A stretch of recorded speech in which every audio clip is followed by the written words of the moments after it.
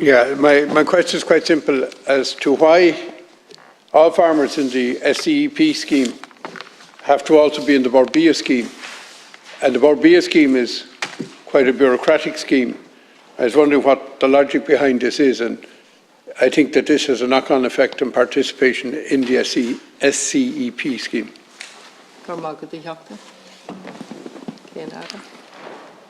Yeah, no, listen, thanks, Deputy Cuív, and you're very much on the button in relation to a question that's being asked right across the country in relation to the new suckler carbon efficiency programme, the new suckler scheme replacing the suckler welfare one before. And listen, this was a decision that was made in the strategic interest of improving our suckler and our beef herd, and particularly the value of the animals that we're selling and marketing abroad. Origin Green and the Borbia Quality Assurance Programme was initiated back in 2011. It was way ahead of its time back then, long before the sustainability discussion became so much part of the mainstream. And it's really put us in a very, very strong position internationally in terms of the offering we have, where we can go abroad, it's Origin Green approved, we're able to get ahead, not just because of the quality of our product, but also because of the assurances we can give around how it's produced. We can get ahead and get onto the shelves ahead of other competing countries because of what we have there. We need to continue to build on that. In relation to the decision to bring significant extra national funds to this scheme, which meant that the payments now under the new suckler cow scheme will be €150 per cow for the first 23, compared to €90 for the first 10. Bringing those extra national funds to the table, we made the strategic decision that we would make a requirement of being participating in the scheme to be Borbia quality assured, because overall it is also going to enhance the value of the suckler product whenever it's sold abroad and whenever we bring it onto shelves, and also deepen the amount of quality assured farms we have in the country, because at the moment, if it's on a quality assured farm for the last 90 days, it qualifies as quality assured. But we have to broaden the scheme as we go forward to make sure we stay ahead of other competing nations and to make sure we stay in the shelves ahead of other countries. And that means it needs to be more than just the final 90 days. We need to try and ensure that more suckler farmers are also quality assured as well. So that's why the decision was taken. Minister, if the actual effect of the scheme is that a huge number of small farmers don't participate in it and therefore aren't quality assured, is it defeating itself with an over-suffered amount of bureaucracy? Obviously, every scheme has to have terms and conditions, but my understanding is that the Borbia bureaucracy is the one that's causing the problem, not the bureaucracy of the scheme itself that aims to improve the suckler cow herd and the suckler cow production. And therefore, what I was wondering is, could a derogation be given for the small herd owners?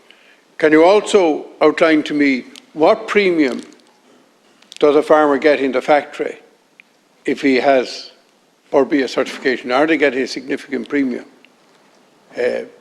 So there's really two parts to the question, because one is the point you pointed out, that it's only in the last 90 days at the moment that it counts, and we've brought this in from birth.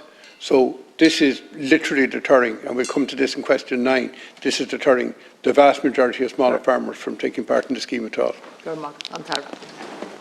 You know, it has been a challenge, Deputy Cuív, to get more participation in quality assurance. It's come a long way, but we need to try and have more farmers in it, and that's difficult to achieve.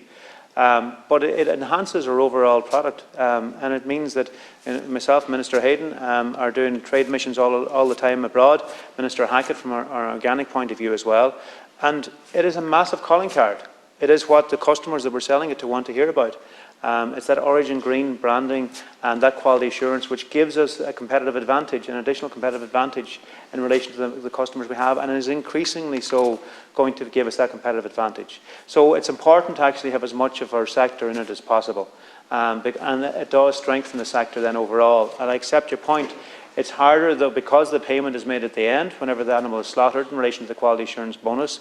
It's harder to see that where you're selling stores or where you're selling weanlings. It's not as tangible. But I've certainly been able to see it as Minister how tangible it is in relation to the product that's being sold abroad.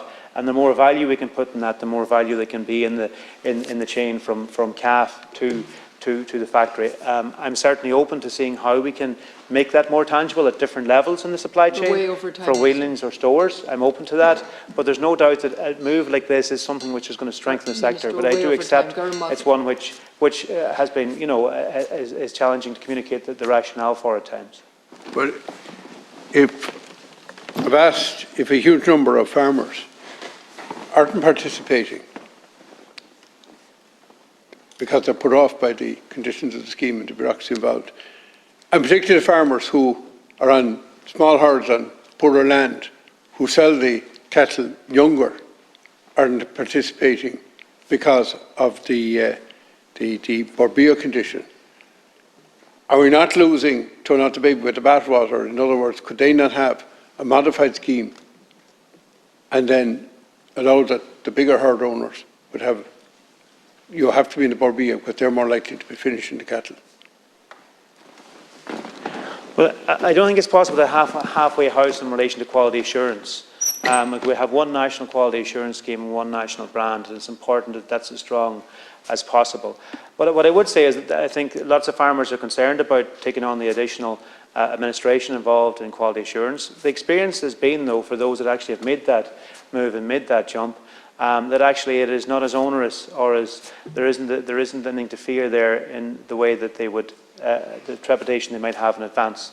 And also, what the feedback I've got from many farmers is that it's a good way of actually making sure you're in good shape for for a Department of Agriculture inspection, for example, if you're picked randomly for a Department of Agriculture inspection, because if you're inspected from an agriculture point of view and something is amiss, then you're potentially in line for a penalty.